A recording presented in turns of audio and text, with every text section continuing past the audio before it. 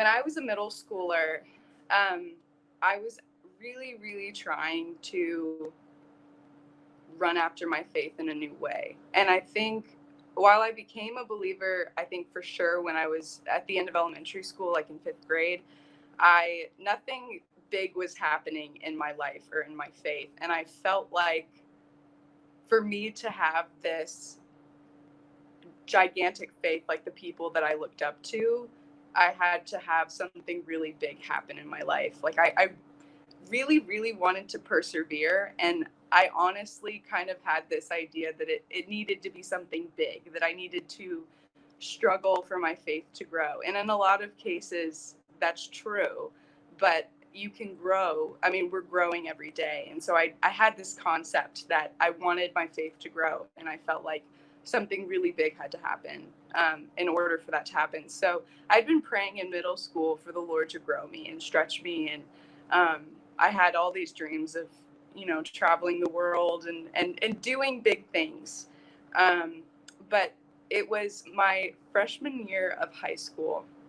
It was 2015, and I was sitting in Phillips Arena at the end of the Passion Conference. And Louis Giglio was praying a prayer over 2015, and he was talking about how God's going to do immeasurably more this year. And so that kind of became what I was thinking about. And I remember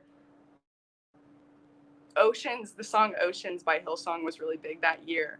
And I decided to pray the bridge of that song over my life. So Spirit, lead me where my trust is without borders. Let me walk upon the waters wherever you've called me. Take me deeper than my feet could ever wander, that my faith would be made stronger in the presence of my Savior. And I loved that. And I sang that over and over again and just prayed, God, I pray that these lyrics would just be the theme of my year. I wanted him to take me deeper, and I had no idea what he was going to do this year. So that was kind of where I started 2015, was in that mindset. But as very quickly, at the same time that all of this was happening, I had a friend named Kylie who was battling cancer. And she was 12 years old. And at this point, I was 15. And she had had cancer for about 9 months at this point, and she was doing fine. She was fighting. But then the next month in February, very quickly, within about a week, she just hit a wall. And she started declining Monday, and by Friday, she had passed away. And I had experienced loss in my life before, but she was really the biggest one that I had encountered at this point, and my world was rocked. I didn't understand. I didn't understand why God would take somebody who was so special to this world, somebody who was so special to me and so many other people, away when she was such a light and she was doing so much, even when she was sick for him. So that was the beginning of my year. And I was like, I prayed for big things. I prayed for struggle, and here it was. Flash forward a couple of months, and it was June, and I had gone out with a couple of friends one night, and I came back to it was like really, really late, and I came back, and my mom was standing in my garage waiting for me to get home, which usually doesn't happen. Um, it just wasn't a normal thing, so I was already a little bit caught off guard. So she like welcomes me in. We go to my kitchen, and I can already see it. Her eyes are just really glossed over, and her face is pale white. And she then proceeds to tell me that my brother Matthew had passed away, and they had found him dead in a hotel room where he lived in Florida. And I didn't believe it. I was immediately angry. He's a lot older than me, so I just thought it was a mistake. Um, but that moment was like unlike anything I've ever felt in my life. As hard as Kylie was, as hard as so many other things before it had been, there was nothing like finding that out. Um, it was just so heavy and so hard. That same December, this is all in 2015, um, my family had gone on a holiday trip, and some of us were back at home and some of us were there, but I was in Florida with my mom and my little brother, and my dad and my other brother were back here at my house. And we made it to Florida. We spent the night, and then I wake up in the morning because I hear my mom is on the phone, and I know it's bad, but I don't know what they're talking about. And very soon she gets off the call, and she comes to the edge of the bed, and she said, and I just won't ever forget it. They found Mary Beth dead in her apartment, and we have to go home. And Mary Beth is my sister, and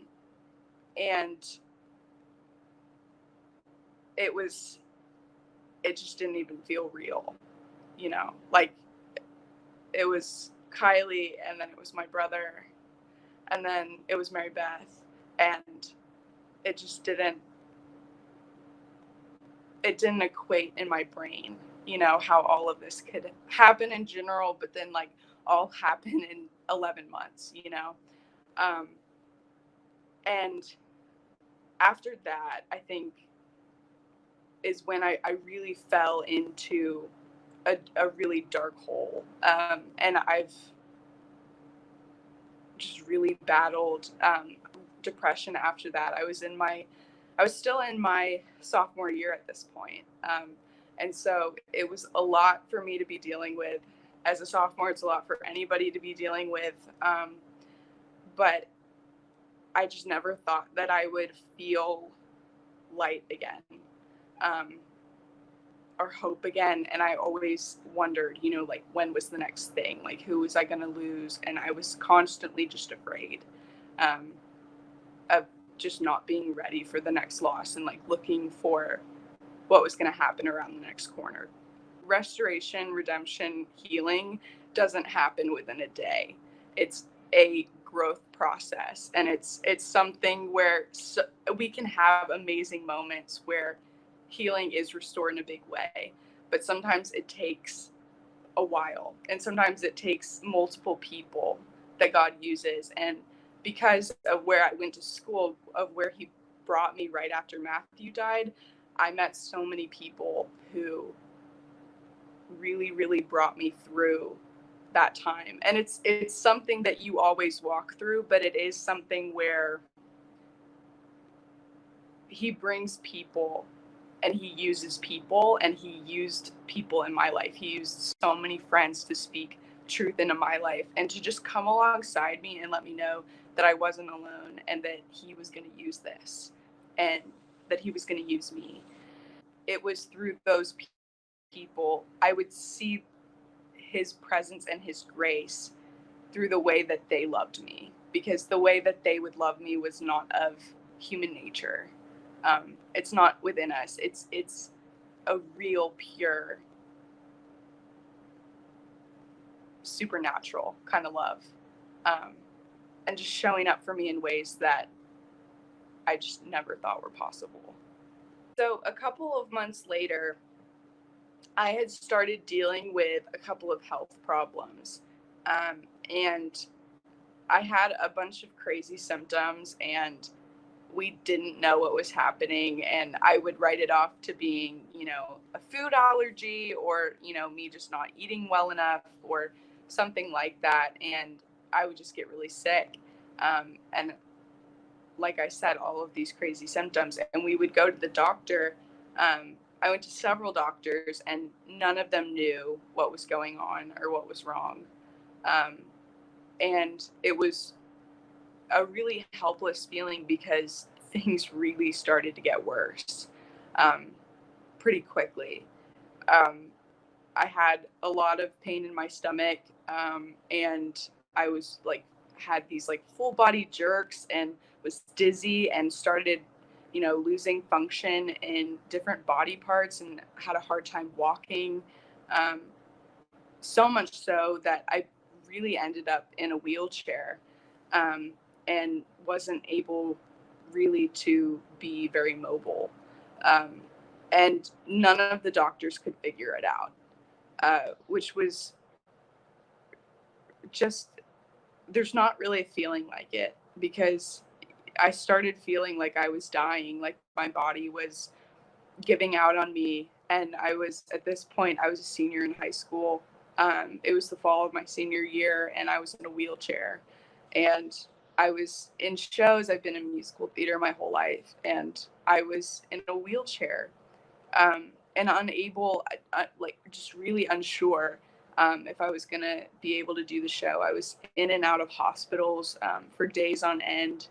And the doctors would ultimately come back and say, "This is really weird, but we don't know what's wrong with you." It was so beyond disheartening, because I just felt like nobody could help me.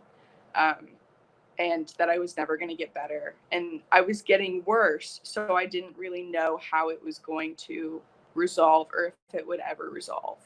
Um, it led to months and months of me declining even more. Um, I would lose my speech sometimes. I wouldn't remember how to form words. Um, I ended up having a surgery that we thought would fix it. And it did for a time, and then it didn't. And everything got so much worse. Um, and it was hope, and then it was quickly taken away, and it just seemed like my dreams of, you know being being an actress and studying theater and all of the things that I'd worked for years, um, were being taken away. I eventually got into a program, um, at the Rochester Mayo Clinic, and they found out there, um, what I actually had. And I have something called ankylosing spondylitis, um, which is an inflammatory disease that attacks the spine and the joints and some of the organs. And so your body mistakes, your joints and your organs and your bones for viruses and bacteria. And it thinks it's the enemy, so it attacks itself. It's also a form of an autoimmune disease. Um, and so my body was attacking itself. It was attacking the nerve endings. It was attacking the spine. It was causing inflammation everywhere. Um, Even parts of my brain were inflamed. And I would have all of these neurological symptoms. I mean, basically every system in my body was flaring. And I was not able to walk or drive or do anything because of that. Um, and literally, through the grace of God, I we found that answer, and he provided a medicine that is not able to cure it. There's no cure for it, but it's able to treat it. And it's given me so much of my functionality back. And it's I'm able to walk now. I'm able to drive and dance. And I have to be careful, because it can easily flare up, and I can have episodes and still experience a lot of the symptoms that I had when it was really bad. Um, but it keeps things at bay. Um, and I never ever thought that it would get back to that point.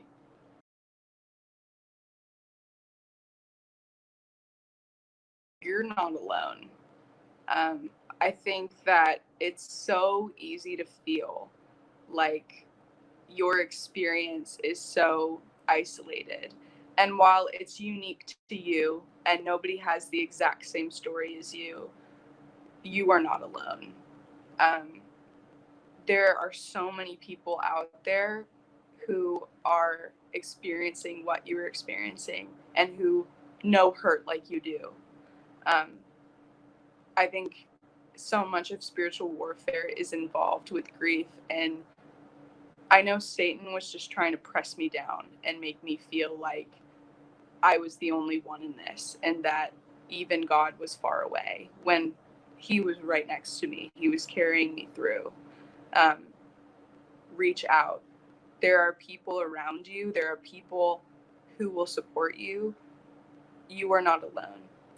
But the best thing you can do is be vulnerable and talk to people and be open about your struggles. If you keep them inside, they'll eat at you. But if you talk about them, if you're open with how you feel, if you find somebody that you trust, that you know will pray for you and talk you through things, that's the best thing that you can do um, during a time of grief. Just find somebody that you trust and know will be there for you and pray for you and who wants the best for you. Because while you don't ever completely get over losing somebody so important to you, you do gain a sense of, okay, I can do this. Somebody that I really respect once told me that losing a family member is like losing a limb. So it's like you lose an arm, and at first it's really really difficult because you used that arm for everything, and you used it to live. I mean, it's a whole routine. You know how to live life with that arm, but now you have to learn how to live life without the arm, and it's possible. And you can live a great life with one arm, but it takes time, and it takes time to get into a new routine and to find a new normal and to find joy in life after that. And I think that's the other thing I would say is that I have never felt more dark than after I lost my siblings. And I never thought that I would find light again, but there's so much light out there. And God is light. And when He is near, there's no darkness at all. And He's joy, He's hope, He's peace, He's everything. And if you connect and bind yourself with Him, even if you're so angry at Him, even if you don't understand at all why He did, why He allowed in your life what He did, it makes no sense. You wish you could undo it. If you bind yourself with Him, even when you're angry, you won't be disappointed. I mean, He's a miracle worker. He shows up in amazing ways. And I think that if I had chosen to run in the opposite direction, I'd be in a completely different place.